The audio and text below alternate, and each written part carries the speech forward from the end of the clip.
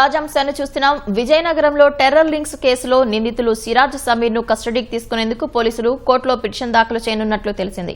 మరింత సమాచారం మా ప్రతినిధి ఓబులేష్ నుండి తెలుసుకుందాం. ఓబులేష్, టెర్రర్ లింక్స్ కేసులో తాజా వివరాలేంటి? పవిత్ర విజయనగరం జిల్లాలో ఉగ్రవాదుల ఆనవాళ్లు కావచ్చు లేదా పేలుళ్లకు సంబంధించిన ఘటన కలకలం రేపుతుంది.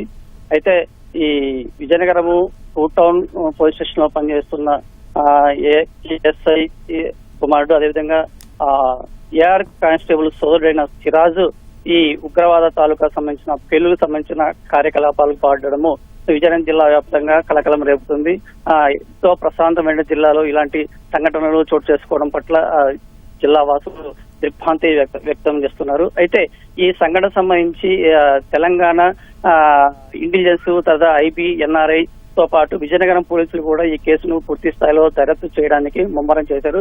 ఇందులో భాగంగా ఇప్పుడే శుక్రవారం రోజు సిరాజ్ తో పాటు హైదరాబాద్ లో అతని స్నేహితుడు సలీం ను అదుపులోకి తీసుకున్న పోలీసులు వీరిద్దరిని కూడా విజయనగరం కోర్టులో ఆదివారం రోజు ఇద్దరిని కోర్టులో హాజరుపరచడం జరిగింది.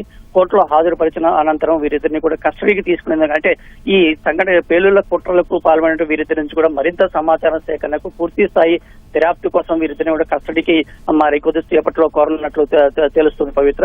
అయితే వీరు పేలుళ్లకు సంబంధించిన వీళ్ళు సౌదీ అరేబియా నుంచి కూడా మ్యాడిల్ వీళ్ళకు ఆదేశాలు ఇచ్చినట్లు, అదేవిధంగా ఆన్లైన్ లో ఈ పేలుళ్లకు సంబంధించిన పదార్థాలని సోడియం కావచ్చు అల్యూమినియం ఇతర పదార్థాలను కూడా కొనుగోలు చేసి ఈ రంపచోడవరం యొక్క అటవీ ప్రాంతంలో కూడా రిహార్సల్స్ చేసినట్లు కూడా పోలీసులు గుర్తించారు. అంతేకాకుండా ఆన్లైన్ లో సేకరించిన ఈ పేలు పదార్థాలని మరొక ఇంటిలో ఉంచి వీటిని తయారు చేసి వాటిని తయారీపైది కూడా యూట్యూబ్ తర్వాత మిగతా సోషల్ మీడియాలో చూసి వాటిని తయారు చేసి రిహార్సల్స్ చేసుకున్న పోలీసులు దర్యాప్తులో వెలుగు చూసినట్టు తెలుస్తుంది. అంతేకాకుండా వీరికి నిధుల సహకారం ఎలా ఉండదని కూడా ఈ పూర్తి స్థాయిలో దర్యాప్తు చేయడానికి వీరి యొక్క కుట్రలకు పన్నాగం పడిన వ్యవహారంపై పూర్తి స్థాయి వెనక సూత్రధారులు ఎవరు, వీళ్ళకి వచ్చిన సమాచారం కావచ్చు, నిధుల సహకారం కావచ్చు ఎలా అందింది ఏంటి అనే పూర్తి సమాచారం సేకరించేందుకు పోలీసులు వీరు మరికొద్ది సేపట్లో ఇతర సిరాజ్ స్నేహితుడిని కోర్టులో హాజరుపరిచిన వారిద్దరిని కూడా కస్టడీ కోసం